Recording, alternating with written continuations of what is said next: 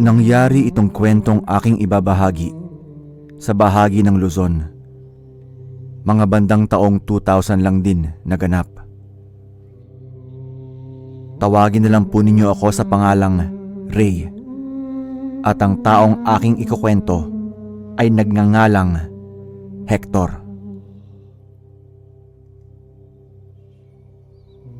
Noong baguhang sundalo pa lang si Hector, marami na siyang nakakasalamuhang mga tao. Kahit saan kasi siya nadidestino, palakaibigan siya. Bunsod nun, marami sa kanyang mga kasama ang madalas naiinggit sa kanya. Hindi na lang niya pinapansin ang mga yon, dahil para sa kanya, yun ang masasabi niyang isa sa mga pundasyon niya kapag pumunta siya sa mga malayong lugar. Isang araw, dahil naubos na ang kanilang dilatang ulam, napagpasyahan ni Hector na siya na lamang ang bababa at maghahanap ng tindahan na posible niyang bilhan ng ulam nila.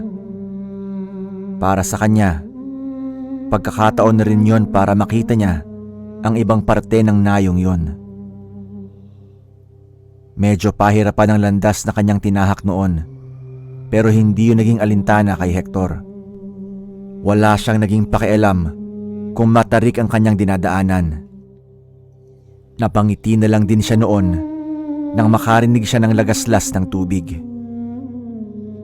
"Uy, ayos. Mukhang may ilog pala riyan ah." Bulong niya sa kanyang sarili. Ipinagpatuloy niya ang paglalakad at kahit na nananabik siyang maligo sa ilog, pinigilan niya ang kanyang sarili. Kalaunan, nalaman niyang kinakailangan pala niyang tumawid sa ilog upang makarating sa kanayunan doon. Saktong pagkalapit niya noon sa ilog, may napansin kaagad siyang isang bato. Hindi na sana niya lalapitan yon, subalit parang may tumutulak sa kanya para alamin kung anong klaseng bato yon. Nang makalapit siya roon, agad niyang dinampot yon tsaka inalog-alog.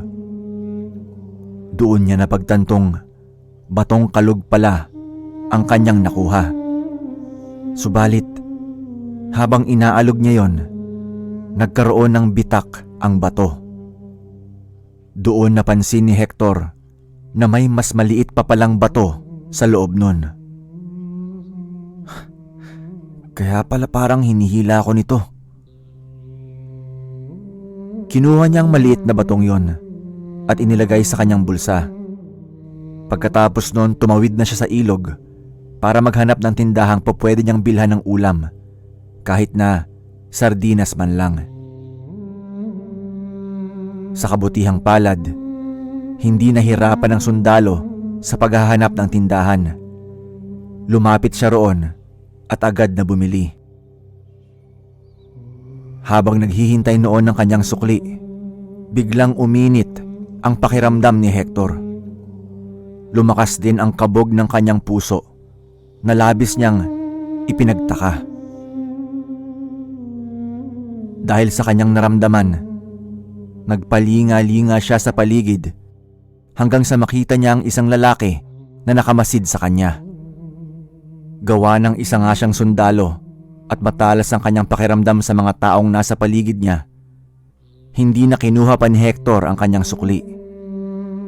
Napagpasyahan niyang lapitan ang lalaking yon, ngunit mabilis itong tumakbo palayo.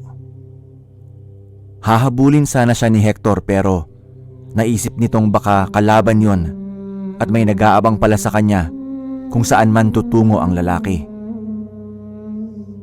Napagpasyahan na lang niyang hayaan yon at simulan ng tahakin ang daan pabalik sa bundok kung saan sila nakapwesto nung araw na yon. Kahit kasi nawala ng lalaki, hindi pa rin nawawala ang kakaibang init na kanyang naramdaman. Agad na pumasok sa isipan ng sundalo na baka mula yun sa batong nakuha niya sa tabing ilog. Noon din, tiningnan niya ang bato at nawari niyang doon nga nagmumula ang nararamdaman niyang init. Habang naglalakad noon, parang may tumulak sa kanya para isubo ang bato. Kaya ginawa niya yon. Muntikan pa siyang mabilaukan pero mabuti na lang at hindi yon natuloy. Mas binilisan ni Hector ang kanyang paglalakad. Noong saktong makatawid na siya sa ilog, doon na siya mas lalong kinabahan. Titigil sana siya para umihi, pero napaigtad siya nang makarinig siya ng sunod-sunod na putok ng baril. May duda si Hector na sinusugod sila ng mga kalabang grupo, kaya pinigilan niya ang pag-iihi at tumakbo na pabalik sa kanilang kinukutaan. Wala siyang naging pakialam kung matarik ang kanyang dinadaanan. Ang tanging nasa isipan niya ng mga panahong yun, kailangan siya ng kanyang mga kasama. Noong medyo malapit na siya sa kanilang pinagpupwestuhan, doon na niya inihanda ang kanyang armas. Kailangan hindi kami malagasan, wika niya sa kanyang sarili. Habang gumagalaw noon, ay napapayuko si Hector. Nagpasya siyang huwag dumiretso sa kanilang kuta at sa likuran ng mga rebelde siya tutungo. Subalit, sa hindi niya inaasahan, may isang rebelde ang napalingon sa kanyang pwesto at nakita siya nito. Sumigaw ang rebeldeng yon na may sundalo, sabay turo sa direksyon ni Hector. Bago pa man noon makapagpaputok sa kanila ang sundalo, pinaulan na siya ng bala ng mga kalaban. Sa kasamaang palad, wala siyang mapagtataguang puno, wala ring mga nagtataasang damo, kaya wala siyang mapagkublian. Walang nagawa si Hector kung hindi ang gumapang na lamang sa lupa at umasang hindi siya matatamaan ng mga bala. Dahil nakita na siya ng mga rebelde, hindi na niya itinuloy ang kanyang plano. Sa halip, gumapang na lang siya patungo sa bahagi kung saan nakaposisyon ang mga sundalong kasama niya. Binilisan niya ang paggapang at kahit na pinapuputukan siya ng mga rebelde, hindi tumatama ang kanilang bala sa kanya. Nang nagkaroon naman siya ng pagkakataon, sumigaw siya sa kanyang mga kasama, sabay tayo sa bahagi kung saan siya nakadapa. Sige na! Umalis na kayo! Ako nang bahala rito! Kokoveran ko kayo! Sigaw niya. Pagkatayo niya, pinaulanan din niya ng bala ang mga rebelde. Nakipagsabayan siya sa kanila. At gano'n na lang ang gulat niya dahil parang may hindi nakikitang kalasag si Hector. Kusa kasing lumilihis ang bala sa kanyang katawan. At kahit marami sa mga rebelde ang nagpapaputok sa kanya, ni isa ay wala siyang naging tama. Habang umuusad naman paalis sa alanganin nilang pwesto ang mga kasama ni Hector, nagpapaputok din sila sa mga rebelde. Kahit paano, nabawasan din ang bilang ng mga kalaban nilang naroroon. Walang ano-ano, nakita ni Hector sa hindi kalayuan ang iba pang grupo ng mga armadong tao. Alam niyang mga rebelde rin yun, kaya sinabihan niya ang kanyang mga kasamahan na bilisan ang pag-alis dahil siya na ang bahala. Nang mga sandaling yun, inisip ni Hector na agad siyang susunod sa kanyang mga kasama kapag nagawa na niyang maantala ang kanilang pag-usad patungo sa kanila. Alam niyang isang sugal ang kanyang gagawin pero yun lang ang paraan niya para mailigtas ang kanyang mga kasamahan. Uubusin ko kayo, sambit niya sa kanyang sarili habang tinititigan ang mga rebelde. Gamit ang mga kaalaman niya sa pakikipaglaban, nagawa niyang makapwesto sa mas magandang lugar. Bunsod nun, Isa-isa niyang napatumba ang mga rebelde na naunang sumugod sa kanilang kuta. Nakita naman ng natirang rebelde na lumilihis ang bala sa katawan ni Hector, kaya nasindak sila. Narinig pa ni Hector na nagwika ang isa sa mga yon. "Isang antingan ng ating kalaban! Hindi siya tinatabla ng bala!" Tumakbo sila patungo sa kanilang kasama na nooy malapit na ring makarating sa kinaroroonan ni Hector. Dahil doon, nagpasya ang sundalo na lumipat ng pwesto kung saan mas madali niyang masusukol ang mga rebelde. Sakto namang nakahanap na siya ng pwesto nang makalapit doon ang mga rebelde.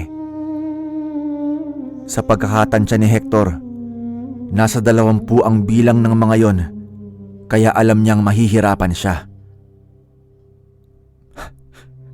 Paano ba to? Mukhang hindi ko sila kakayanin. Doon niya naisip na sana ay hindi niya sinabihan ang mga kasama niya na umalis. Subalit, wala na siyang nagawa noon kundi ang pagplanuhan ang susunod niyang gagawin. Habang nasa ganoong sitwasyon si Hector, nakita niyang naging panay ang linga ng mga rebelde. Alam niyang hinahanap siya ng mga yon, lalo pa at pinagpipilitan ng kasama nilang nauna roon na hindi pa raw siya nakakalayo. Kailangan makaligtas ako rito.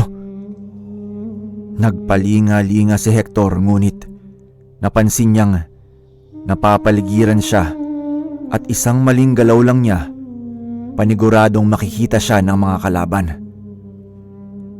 Bunsod nun, marahan siyang gumalaw at itinaon niya ang kanyang pag-usad kapag walang nakamasid sa bahagi kung saan siya nagkukubli. Nagsisi pa siya noon dahil naging kampante siya na masusukol niya ang kanyang kalaban. Pero kabaliktaran pala ang nangyari. Makalipas ang ilang minuto, nakaramdam ng kawalang pag-asa si Hector. Alam niyang hindi siya makakalabas doon. Bahala na, kahit na mamatay ako, basta meron lang ako mapatay sa kanila. Ang mahalaga, nakaalis na rito ang mga kasama ko at ligtas na sila. Isang mabigat na desisyon ang ginawa ni Hector. Walang pagdadalawang isip siyang tumayo. At nang makatayo na siya, agad siyang nagwika. "Ako ba hinahanap niyo?" Sabay-sabay na napalingon sa kanyang direksyon ang mga rebelde at agad siyang pinaputukan. Napapaligiran siya ng mga kalaban noon at kahit saan mang dako, may bumabaril sa kanya. Ipinikit na lang ni Hector noon ang kanyang mga mata, tsaka pinagbabaril din ang mga rebelde. Walang ano-ano, napansin niyang tumigil na sa pagpapaputok ang mga rebelde. Bunsod nun, iminulat niya ang kanyang mga mata at iginala ang paningin niya sa paligid. Habang ginagawa niya yon, kinakapa niya ang kanyang katawan at inalam kung may tama siya. Ganoon na lang ang gulat niya dahil wala siyang tama kahit na daplis man lang.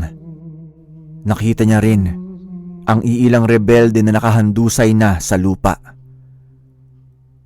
Matutuwa sana si Hector dahil may mga napatay siya. Pero natigilan siya nang makaramdam siya ng init sa kanyang katawan. Sunod-sunod na putok ang kanyang narinig mula sa likuran. At nang tingnan yon ni Hector, doon niya napagtanto na naroroon pala ang mga rebelde at nakapwesto. Hinarap sila ni Hector at habang nagpapaputok sila, pinagbabaril din sila ng sundalo. Dinig niya ang pagmumura at hiyaw ng mga rebelde sapagkat kusang lumilihis ang bala sa kanyang katawan. Pilit namang ikinukubli ng rebelde ang kanilang sarili dahil lumalaban ng barilan si Hector kahit na hindi pa ito nagtatago. Kalaunan, dahil hindi lumalabas ang mga rebelde, napagpasyahan ni Hector na maglakad patungo sa kanilang pwesto. Gulat naman noon ang mga rebelde dahil sa kanyang ginawa. Noong makalapit na siya sa mga rebelde, kahit na harap-harapan siyang pinagbabaril, ay baliwala ang mga bala nila. Hindi na nag-aksaya pa ng oras si Hector. Pinaputukan niya ang 3 rebelde na sama-samang nagtatago at agad silang tumimbuang sa lupa. Nang makita naman ng iba pang rebelde ang kanyang ginawa, mabilis silang nagsitakbuhan para tumakas. Pinagmasdan na lang sila ni Hector. Hahayaan na nga lang sana niya ang mga yon na makatakas. Subalit, naisip niya na kapag ginawa niya yon, magsusumbong sila at tiyak na mas lalo silang mapapahamak. Punsod nun, inalam ng sundalo kung saan tutungo ang mga rebelde. Noong mapansin niyang papalapit sila sa nayon na nasa paanan ng bundok, doon na siya nagpasya na habulin ang mga yon. Tumakbo si Hector para sundan ang mga rebelde. Sinubukan pa niyang dumaan sa mas malapit na daanan hanggang sa nakarating siya sa ilog. Alam niyang mas nauna siya sa mga rebelde roon, kaya inilublob niya ang kanyang katawan sa tubig at hinintay sila na makarating doon. Pagkalipas ng ilang minuto, sinubukang tingnan ni Hector ang daanan at nasaktong nakita niya ang mga rebelde na nagmamadali. Tatawid na sana ang mga yon sa ilog, ngunit pinigilan sila ni Hector. Bago pa man makapagpaputok ang mga rebelde, pinagbabaril na sila ng sundalo. Sa kadahilanang nasa pampang na sila at tatawid na lang sana sa ilog, nagsihulog ang kanilang katawan doon. Nang makita ang lahat ng katawan ng rebelde ay nasa ilog na, umahon si Hector at nilapitan ang bahagi kung saan nahulog ang mga katawan nila. Noong makita niya ang iilan sa kanila ay gumagalaw pa. Walang agam-agam niyang pinaulanan sila ng bala hanggang sa maging ang mga utak ng mga yon ay nagkalat na sa tubig. Dahil medyo malakas naman ang agos ng tubig, hindi na niya hinintay pang anurin ang mga katawan ng rebelde. Bumalik siya sa kanilang kuta at tinuntun kung saan na nagtungo ang kanyang mga kasamahan. Noong mga panahong yun lang, nakaramdam ng pangingilabot si Hector. Hindi niya akalain na magaganap ang hindi kapani-paniwalang pangyayaring yon. Ganoon na lang ang pagpapasalamat niya dahil kung mahina lang ang kanyang tangan at maging ang Diyos na gumagabay sa kanya, malamang tinadtad na rin siya ng bala ng kalaban at siya ang nakahandusay sa lupa noong maganap ang sagupaang yon. Nahanap din niya kalaunan ang kanyang mga kasama at maging sila ay hindi makapaniwala kung paanong nagapi ng iisang sundalo ang grupo ng mga rebelde.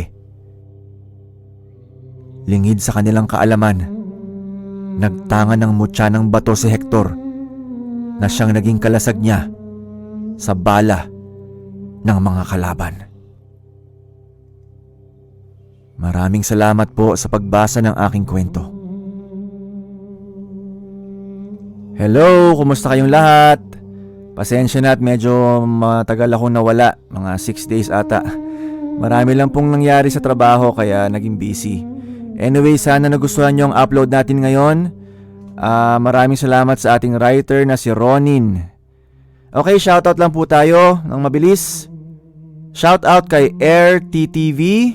Maraming salamat sa comment mo. Yes, mas babagalan pa natin. Medyo na-excite lang ako sa kwento na yon. Kaya medyo bumilis ang narration natin. Okay, shoutout din kay Ding Kasi. Maraming salamat. Shoutout din kay Ibka Pabeliano. Maraming salamat. Shoutout din kay Cat Burglar, kay Rosette. Shoutout kay Adrian Ruby. Maraming salamat sa correction, bro, dun sa pronunciation ng city. Shoutout din sa isa sa mga writers ko, kay Ping 5. Pinapa-shoutout niya ang asawa niyang si Ray at ang mga anak niyang sina Sofia at Nicole. God bless your family, Ping. Shoutout din kay Regan Machico. Thank you. Shoutout kay Jeppy Alejandro. Maraming salamat, Paps. Shoutout kay Madam Imelda Pascua. Thank you, ma'am. Shoutout din kay Virginia Abalos. Maraming salamat. Shoutout also to Emerson Abanao. Thank you so much, bro. Shoutout din kay Ma'am Adela Lee. Thank you so much po. Shoutout also kay Marlon Candelario. Maraming salamat. Okay, abangan niyo po ang sunod nating upload. Pilitin ko makapag-upload ulit bukas. Okay? Till then, stay safe lagi and God bless you always.